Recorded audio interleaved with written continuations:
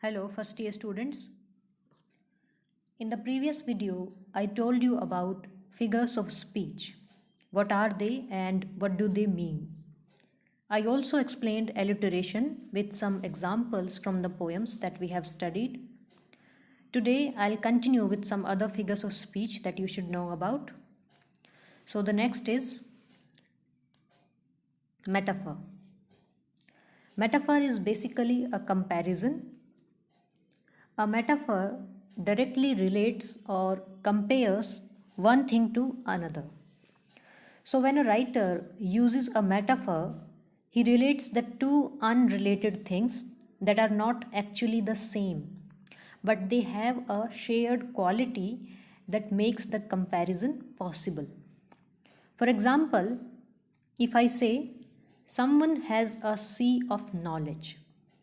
Now, knowledge and sea are not literally related, but they have a point of similarity, and that can be the depth or immensity. So, the meaning is someone's knowledge is deep and vast like the sea. So, the metaphor, sea of knowledge. And writers use metaphor to make their words more interesting and sometimes also to help the readers imagine. Now, let us see some examples of metaphors in the poems. Now, this is from the sonnet To His Love by William Shakespeare. Shakespeare writes, "But thy eternal summer shall not fade." Here, eternal summer is the metaphor for the beauty of Shakespeare's lover, whom he thinks more lovely and fair, and even with a everlasting beauty, a beauty that will never fade. So, in this poem, the summer season becomes a metaphor for Shakespeare's lover. Next,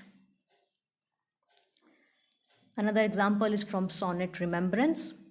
The said account of fore bemoaned moan, which I now pay as if not paid before. The said account. The poet is comparing a number of sad incidents of his life to an account book, which never closes, and he has to pay. He has to grieve again as if he had not grieved before. So, payment is also a metaphor for grieving. Another figure of speech used for comparison by writers is simile. But a simile uses the words like or as to compare things. For example, in the poem A Wedding Song, Spenser compares the appearance of his bride to some maiden queen.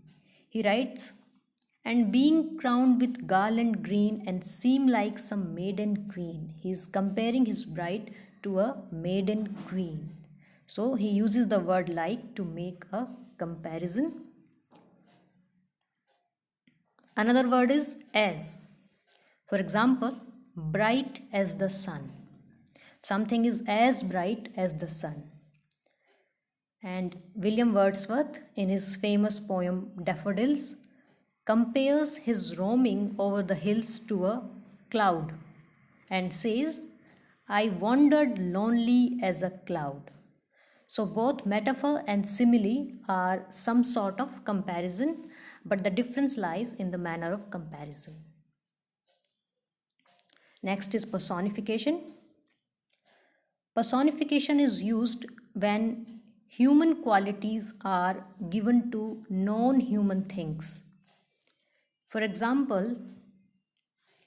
in the sonnet To His Love, Shakespeare writes, "Sometimes too hot the eye of heaven shines, and often his gold complexion dimmed."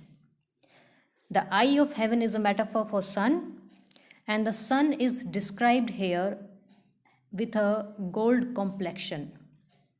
Complexion is a human quality, but here sun is described as having a face with gold complexion. So sun is personified. Further in the poem, Shakespeare personifies death as someone who brags, someone who talks big about taking people under its shade. He writes, "Nor shall death brag, thou wanderest in his shade." Death brag. Now, bragging is also a human trait. So, this is another example of personification. Now, hyperbole.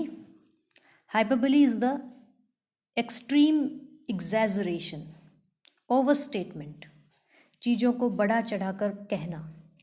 And the writers use hyperbole to make a point, to put emphasis over a certain thought, or sometimes to seek readers' attention.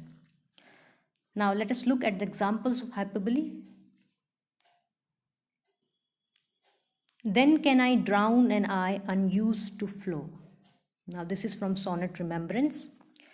Shakespeare, instead of writing fill an eye, he writes drown an eye, by which he actually means to cry. But just to draw our attention, he exaggerates his emotions of grief. So this is one example of hyperbole. Next, in the same poem, he compares his lover's beauty to eternal summer, which will never fade or go away. But thy eternal summer shall not fade, nor lose possession of that fair thou owest, which is again an hyperbolical statement, because everything, good or bad, comes to an end at a certain point of time. So this is another example of hyperbole. Anaphora. Anaphora is the repetition of words at the beginning of lines. For example, Shakespeare in the ending couplet of sonnet To His Love writes, "So long as man can breathe or eyes can see, so long lives this and this gives life to thee." Repetition of phrase "so long" at the beginning of both lines is an example of anaphora. And if you look closely at the second line, assonance is also applied by the repetition of vowel sound E in words lives, this, gives, and thee.